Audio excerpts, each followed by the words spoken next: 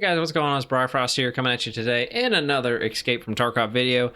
And today, guys, we have an interesting post here from Nikita starting the video off hot here. As you can see, he posted some type of logo here, and I'll just kind of scroll down here before I put it a little bit larger so you can see more of it at one time. But as you can see, looks like maybe some type of achievement badge that we'll be able to get probably from the event that will be coming this month. And as you can see here, we have the Terra Group logo here, as you can depict from the diamond shape here with the slashes through it. And as you can tell, looks like it's just combining it with some nature, like it's getting overgrown and overrun by just nature, because we have the tree roots down here. We got some grass sprouts coming out of the top, this tree, and then some birds up here. Here's another view of it for you guys to see it all kind of in one screen here. So not too sure what this could mean.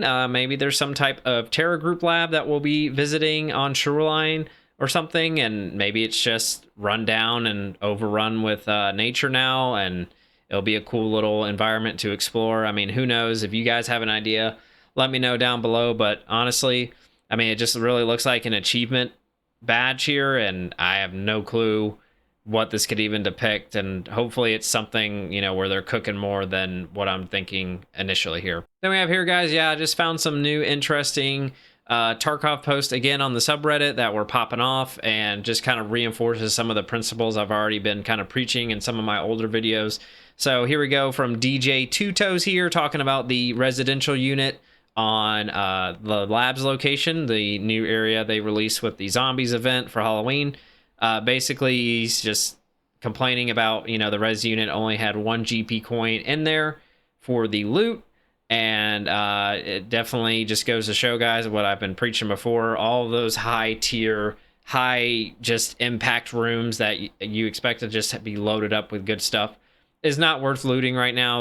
Until they release some type of balancing change, which I will cover here on the channel. I would not recommend using these keys. I would just start holding on to them or sell them to the vendor, like Therapist, and then just take the money from there. But yeah, don't use your keys, and just hold on to them until we get some type of buff to the key rooms here.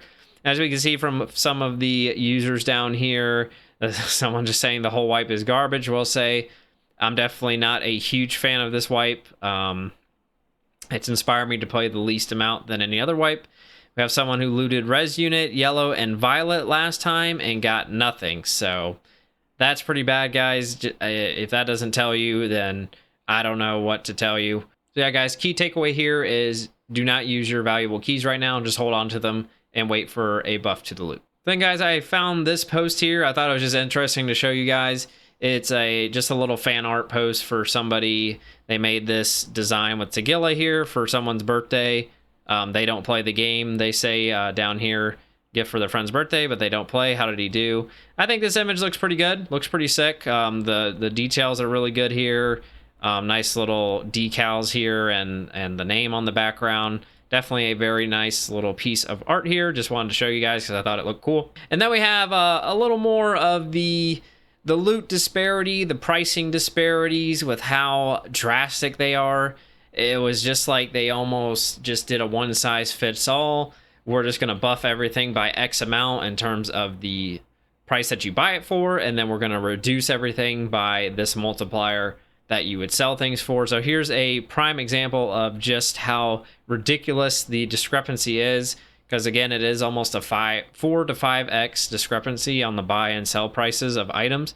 So as you can see here, this user, that dog Vix here, showing a GPU sells for 89,000 rubles, and then you can buy a IFAC here for 72,000 rubles. So basically equating a GPU to almost the same value as an IFAC, which is pretty crazy, right? Then we have some of the comments here. We have Cyphra here, who says, which is crazy because 89k rubles is about 1k USD. For a cheaper medkit to be remotely that expensive is wild. Totally agree there. Peacekeeper charges $60 for a PMAG that in the real world costs $9. That's madness. Okay, well, I didn't know that. Learned something new there. And then, yeah, just another user here mentioning this is one of the reasons they stopped playing the wipe. And then, yeah, I totally agree. Just the punishment especially for normal players, it's too much, right? It's too much, and you know, you have to really rely on arena to really supplement you if you're not that great at the game and don't play that much. It feels like you're forced to play arena just to even stay afloat. Then we have here guys from Pot of Greed 099 here talking again about keys. They looted the 10 marked rooms in a row, and they got approximately 100,000 worth of items from 10 uses of a marked room. That's just ridiculous. And I found this interesting post here. It was kind of thought-provoking and went into a little more depth here. So we have Docky's TV here talking about how the dopamine, removing the dopamine destroys the habit cycle.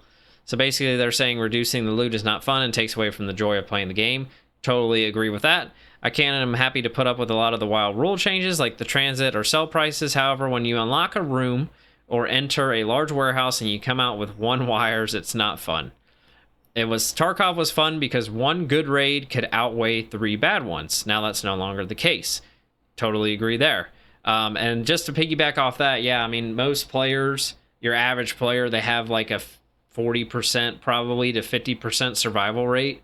Just, you know, the average player. So, you know, you'll probably live for 1 raid and then you'll die for 2 raids after that on average, and then live again. So yeah, that's totally true. You know, you have to be able to just make up enough money somehow to continue playing the game and progress, right? So then we have a little more historical context here from, looks like a kind of an OG player who mentioned, you know, sadly 3 years ago, that basically all of the hotspots in the various maps, they basically had a ton of good loot that players would be incentivized to go for, and then, you know, you'd have a nice little brawl there, and then if you were the victor, you were able to take all the spoils, take the best of the gear, and just extract and just have a very engaging time with the other players in the game, which is, you know, probably what it should be about, right? And then we have someone here reminiscing about the Kiba Armory and Interchange, which apparently was super juiced.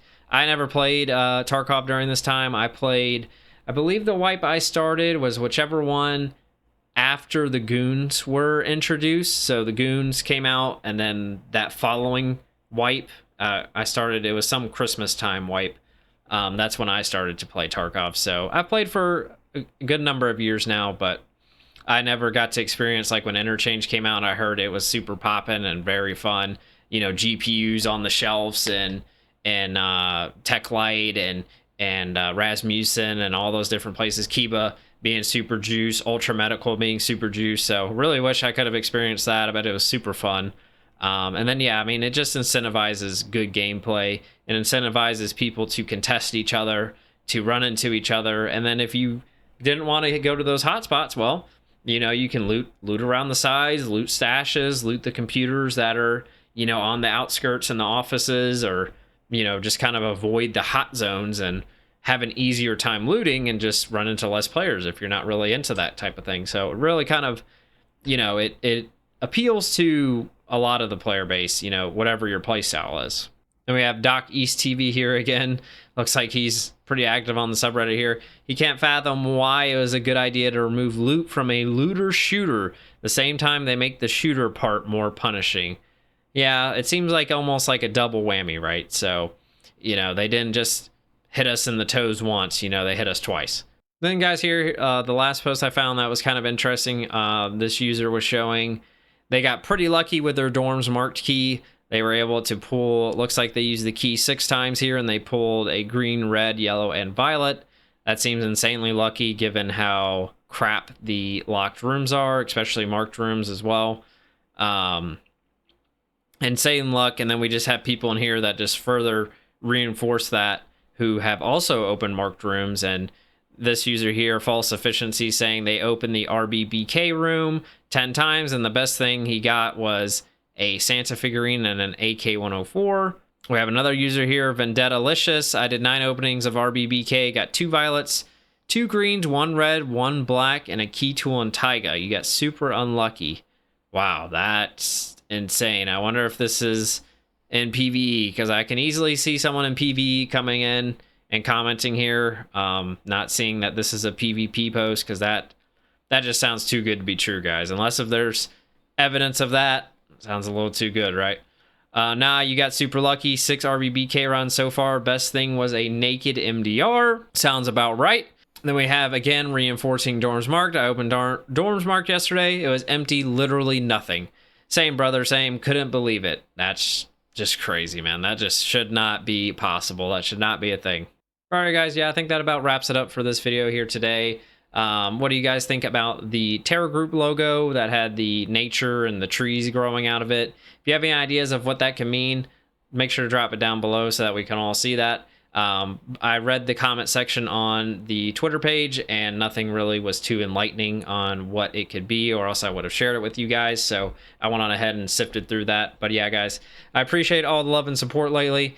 Make sure to drop a like and subscribe if you enjoyed the video. And until next time, take care, guys.